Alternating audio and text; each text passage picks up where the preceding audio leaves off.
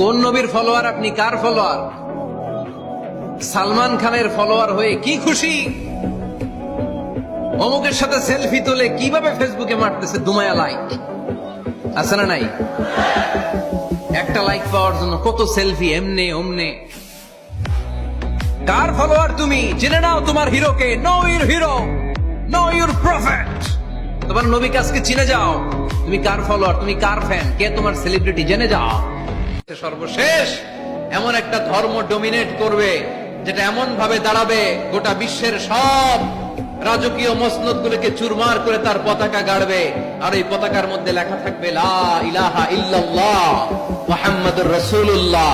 এই ইসলামের বিজয়, এটাকে আর কেউ থামায় রাখতে পারবে না। জোরে কোন ঠিক কিনা? অন্যায় দেখে যে চুপ থাকে ওটা মুমিন নয়, ওটা বোবা শয়তান। চিল্লায় বলেন ঠিক কিনা? অন্যায় দেখলে রুখে দাঁড়ান, গর্জে উঠুন।